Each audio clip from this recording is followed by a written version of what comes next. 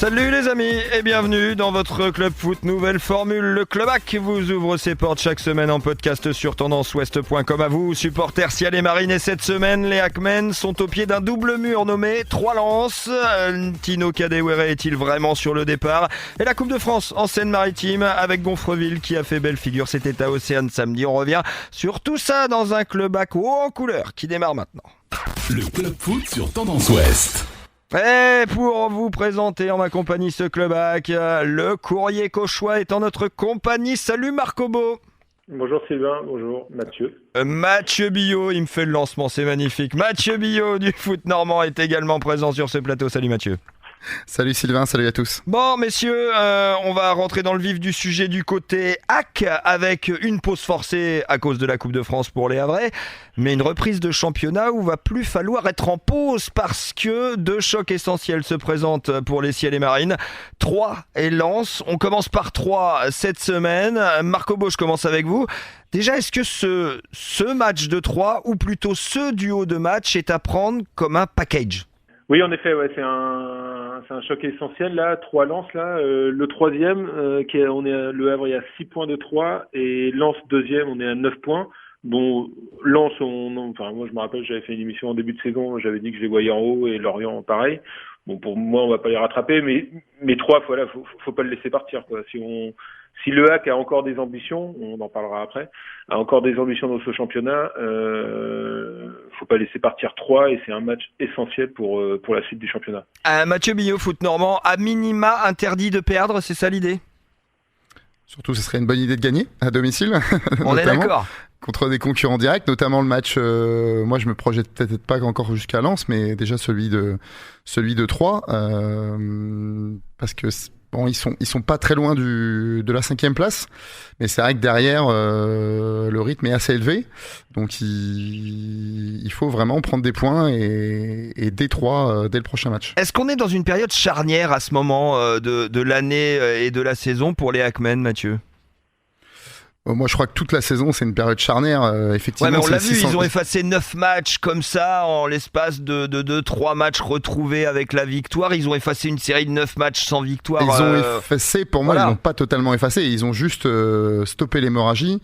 Ah, mais ils sont revenus quand même dans le timing. Ils sont à portée de fusil du top 5, mais quand cette série de matchs sans victoire a commencé, on pouvait penser que le Havre pouvait se mêler à la lutte pour les 2 premières places. Là maintenant, pour moi, il en est plus question. Il est seulement question de barrage, et plutôt de la 5e que de la 3e place. Donc il y a eu quand même des conséquences. Donc, Marc, vous êtes d'accord avec ça, Marc Obo du courrier cauchois? Est-ce que le Havre peut prétendre à mieux que la 5e place, comme le dit Mathieu Billot? Les 3 premières, 3e, 4e, 5e, les 2 premières places, non, j'y crois pas.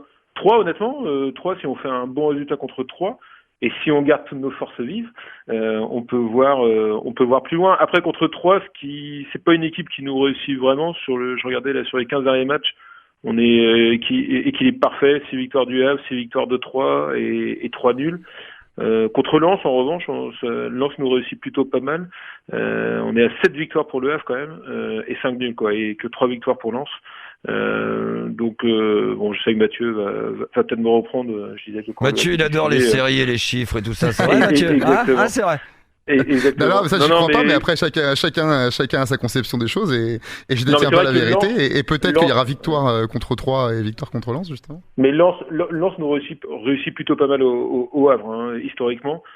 Troyes c'est plus difficile. Après, je reste dans l'histoire. Janvier-février, c'est pas généralement une bonne période pour le Havre, quoi.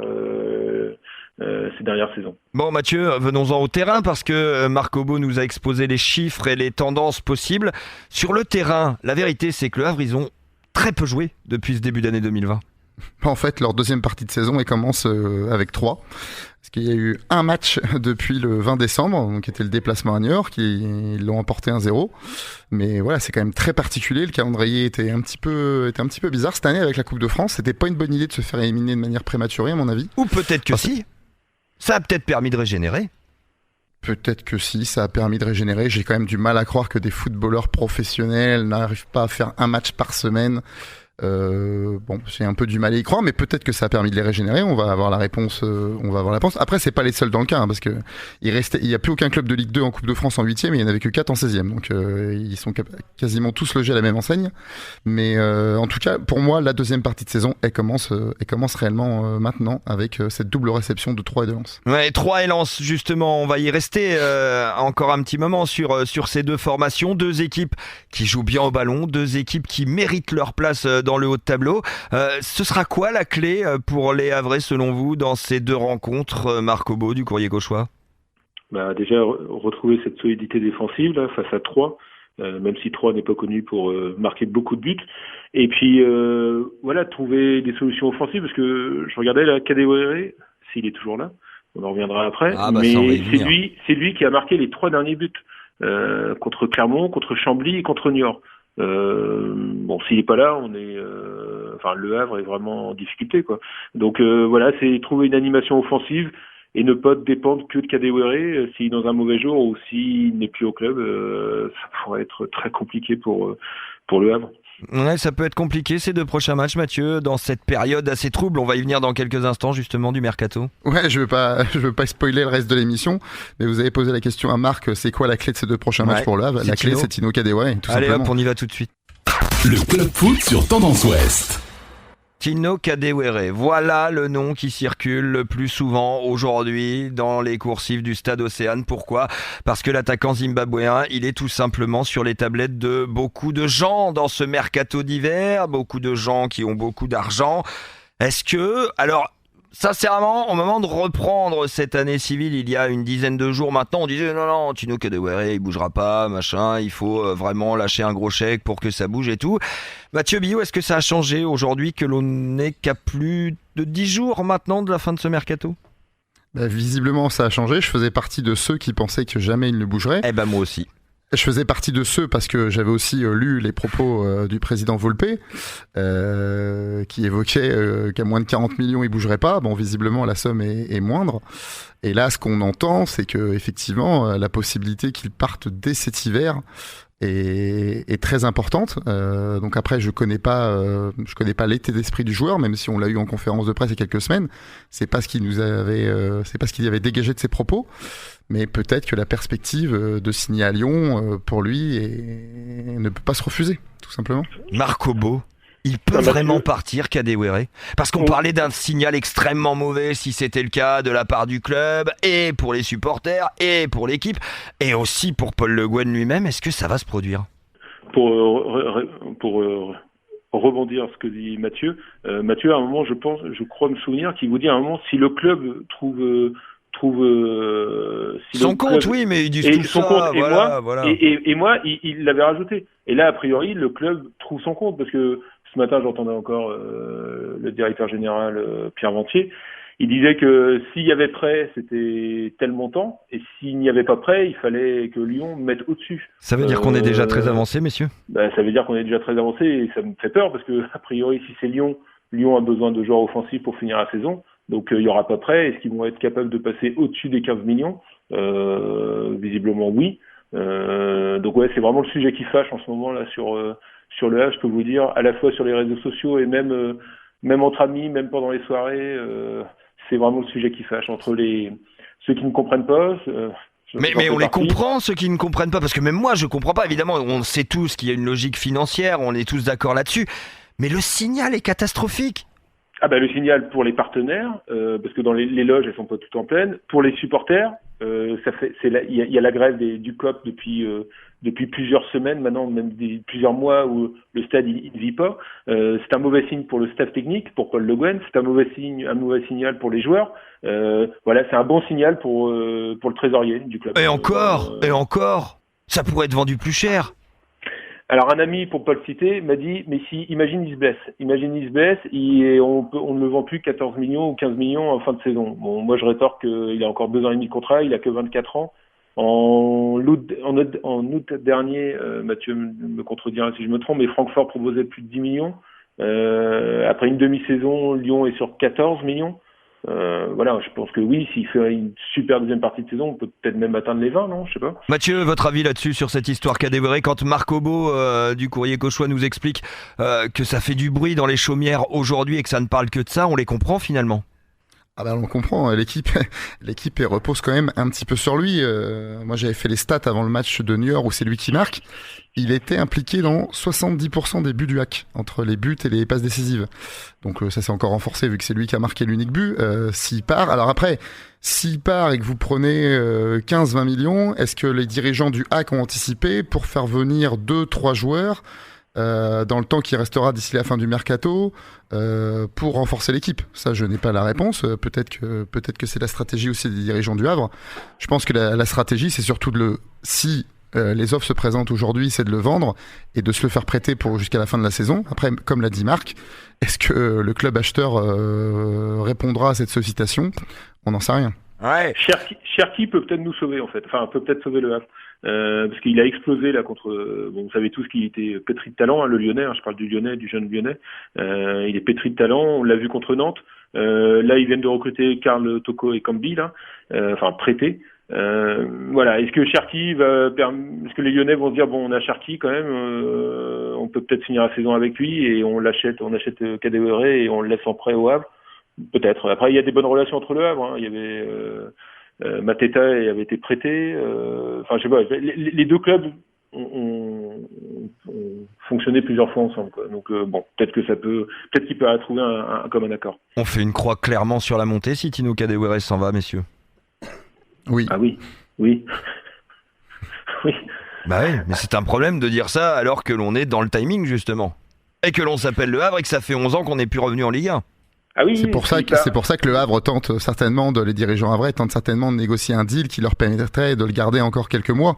Maintenant, on parle beaucoup de Lyon. Alors, je dis pas qu'il va pas aller à Lyon. Moi, je me méfierais quand même des clubs anglais qui, je pense, à partir du 20-25 janvier, vont se réveiller comme tous les ans et sont capables de mettre des sommes très importantes. Donc attention au retour des Anglais. Je pense qu'ils peuvent, s'il est pas parti au 20-25 janvier, je pense que des clubs anglais vont faire des propositions dans la dernière ligne droite du mercato. Eh ben, on va avoir de quoi faire dans les prochains jours. À suivre évidemment du côté du Havre. Le Havre, vous l'avez dit messieurs, qui n'était pas en Coupe de France, qui va réellement débuter sa saison face à Troyes. La Coupe de France pourtant, elle a été fêtée samedi du côté d'Océane.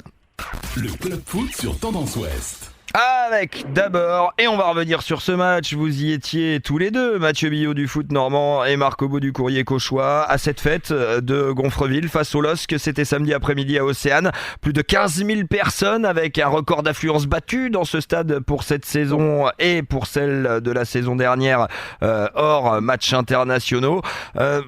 Gonfreville, tête haute, défaite 2-0 face à Lille. Marc Obo, je commence avec vous, c'est logique.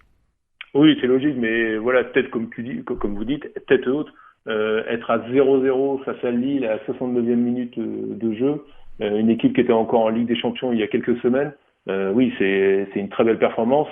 Voilà, le premier quart d'heure a été difficile, Lille aurait pu mener 1 ou 2-0, après ils ont ralenti le jeu, après ils jouaient un peu en marchant, sauf Iconé et Bamba qui faisaient mal aux défenseurs gonfrevillais, mais oui, c'est une belle performance des gonfrevillais. C'était leur objectif, hein, ils l'ont dit, hein, Rachid Abdoui leur a demandé de tenir le plus longtemps ce 0-0 et puis espérer de jouer des coups à fond. C'est ce qui s'est passé, et grâce à qui notamment? Grâce à Yohan Blin dans le but, on l'écoute, c'était à la sortie de ce match. Et il faisait bien tourner le ballon, nous on cavalait et bon, je pense qu'ils sentaient qu'à un moment ça allait plier, ils ont appuyé là où il fallait, un ballon en profondeur ça suffit, une erreur d'inattention et on prend le premier but et après c'est fatal. Hein. Puis le deuxième but nous assomme donc... C'est dommage. On a pris énormément de plaisir. Le monde, la famille, les amis, un beau stade, un bon terrain. C'est pas tous les jours comme ça. Donc, c'est le match d'une vie. Donc, non, c'est un sentiment incroyable. De toute façon, les matchs comme ça, on est forcément transcendé et on est forcément tout de suite mis dans l'ambiance. C'est de bon augure pour la suite du championnat parce qu'il faut pas oublier qu'on est dernier pour l'instant. On a gagné le week-end dernier, mais après, il va falloir vite se projeter sur les autres matchs et pouvoir sauver le club d'une descente qui, pour l'instant, si le classement reste comme ça, on descend. Donc, il va falloir sauver le club. Alors, le retour au quotidien, il va être dur. Hein. Déjà, il y a 2 semaines après Saint-Brieuc, le lendemain au travail, on se dit ah ouais, on jouait un match de foot la veille et puis là on est au travail. Donc là, ouais, ça va être un peu difficile, mais au final c'est ce qu'on fait depuis toujours. Hein, donc Après, ça va vite revenir. Hein. Le club foot sur Tendance Ouest. Elle est belle cette déclate après-match de Johan Blin, le gardien Gonfrevillers, parce qu'il y a tout Mathieu Billot du foot normand là-dedans. Ouais, elle est très belle, elle est magnifique et elle est un peu à l'image de toutes les déclarations d'ailleurs que j'ai entendues, que ce soit de la part du coach, du capitaine, Wilfried Dodard ou de leurs coéquipiers. Ils ont vraiment éprouvé beaucoup de plaisir à être sur le terrain, à faire cette aventure et non, franchement, ils ont dégagé une très belle image de leur équipe et de leur club et ils peuvent être vraiment fiers d'eux.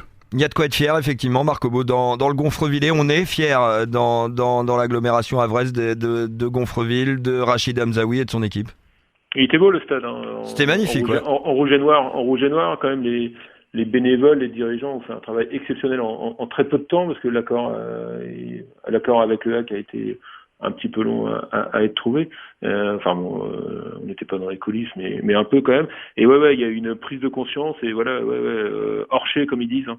Orcher peut être fier de ses joueurs et fier de ses supporters lors de cette rencontre. Ouais, exactement. La fierté, il y en avait aussi, mais la déception, il y en avait encore un peu plus. C'était le lendemain, dimanche 19 janvier, du côté du stade Robert Deauchon de Rouen. Les Rouennais espéraient pouvoir accrocher une deuxième Ligue 1 à leur tableau de chasse après le FC Metz. Le SCO d'Angers, c'était trop fort. Allez, la réaction tout de suite d'Adama Sidibé, le buteur du FC Rouen. À l'époque, on jouait la 13e minute de ce match, ça faisait un partout. Après, ça s'est gâté, on écoute Adama Sidibé. On prend ce deuxième but assez rapidement. Je pense qu'on a manqué un peu d'agressivité sur certains duels. Et après, face à une Ligue 1, ça fait la différence directement. Ils ont eu une occasion, un but, deux occasions, deux buts. On l'a payé cash, malheureusement. Nous, on sait ce qui fait notre force, nous, depuis le début de la saison, que ce soit en championnat ou en coupe, c'est dans l'agressivité, dans les duels, on répond présent. Et là, aujourd'hui, sur 2-3 duels, on n'a pas été présent. Et comme j'ai dit, on l'a payé directement. Face à ce genre d'équipe-là, devant, on ne pardonne pas et après, c'est compliqué de revenir. Ils nous ont respectés, ils nous ont pas sous-estimés, ils ont joué le match à fond. Là, on a tout donné, mais compliqué. Ça reste une belle aventure. On a sorti une nationale, on a sorti une Ligue 2, une Ligue 1. Si en début de saison, on nous avait dit qu'on allait arriver en 16e de finale, on aurait signé directement. Ça allait bien s'arrêter un jour. Maintenant, notre point quotidien, nous, c'est le championnat. On se l'est dit depuis le début de la saison. Il va falloir réitérer ce genre de performance, surtout en championnat, Le club foot sur Tendance Ouest. Mathieu, on est tombé sur un os au FC Rouen. On y a tous cru et on s'est tous aperçu que ça allait durer très vite. Oui, non, mais après l'équipe d'Angers, c'est une très très très belle équipe de Ligue 1 qui possède un bel effectif, qui a l'expérience et qui en plus a eu la mésaventure de se faire sortir par une équipe hiérarchiquement inférieure il y a un an, en 32e, contre Viry-Châtillon. Ouais. Et ça leur a servi d'expérience et donc ils n'ont pas voulu reproduire les mêmes erreurs et donc ils ne le font pas. Après, un peu comme Gonfreville, moi je trouve que Rouen a fait son match, a fait un très bon match. Oui, c'était juste trop fort. C'était juste trop fort. Après, il y a forcément une petite erreur sur le troisième but, sur le but du break d'Angers. Vous avez une double opportunité juste avant la mi-temps. Petkovic, le gardien d'Angers, fait une horizontale. Voilà, vous revenez à 3-2 à ce moment-là. Il y a un temps fort, un peu trop stérile malheureusement en début de seconde période. Mais non, franchement, Rouen fait vraiment un très bon match. Faut pas oublier que c'est quand même une équipe de N2 contre une équipe de Ligue 1. Même si Rouen nous a habitués à faire des exploits, franchement, ils peuvent être vraiment eux aussi très fiers de leur parcours. C'est vraiment un parcours exceptionnel qu'ils ont fait en Coupe de France. Mais aussi de leur match. Moi, j'ai vraiment trouvé qu'ils ont fait un bon match. Ils sont pas lâchés avec un public vraiment qui est exceptionnel. Le dernier mot de ce club HAC élargi à toute la Seine-Maritime. Vous l'aurez compris aujourd'hui avec les parcours de Gonfreville et du FC Rouen en Coupe de France. Le dernier mot, il est pour vous, Marc Obo. Le FCR doit se servir de ce tremplin qui semble être cette saison, autant en championnat qu'en Coupe de France, pour définitivement renaître. Cette élimination est peut-être un mal pour un bien, parce que il a fini par ça, ceci dit B. Notre pain quotidien, c'est le championnat. Ouais, ils sont en tête quand même. Hein. C'est un promu. Ils sont en tête du N2, du championnat de National 2, et ils peuvent monter à la fin de saison en National. Ça serait 2 montées de suite avec un 16e de finale de Coupe de France. Et on l'a vu, oui, c'est une renaissance. Diochon a fait le plein pour la 2e fois de suite. Tout le monde a vu les images du COP qui se répond avec la tribune en face. Bon, voilà, et Stéphane Moulin l'a d'ailleurs dit, ce club n'a rien à faire en N2. Eh ben c'est tout ce qu'on peut leur souhaiter aux Diables Rouges du FC Rouen de retrouver la N1 au plus vite dans cette quête de montée qu'ils ont les hommes de David Giguel, tout comme Gonfreville, de se maintenir en National 3 et le HAC, pourquoi pas, mais on verra avec ce fameux mercato d'hiver qui peut tout changer. Les Havrais en tout cas défieront 3, ce sera lundi soir à partir de 20h45. D'ici là, passez une très bonne semaine à l'écoute de Tendance Ouest. Salut.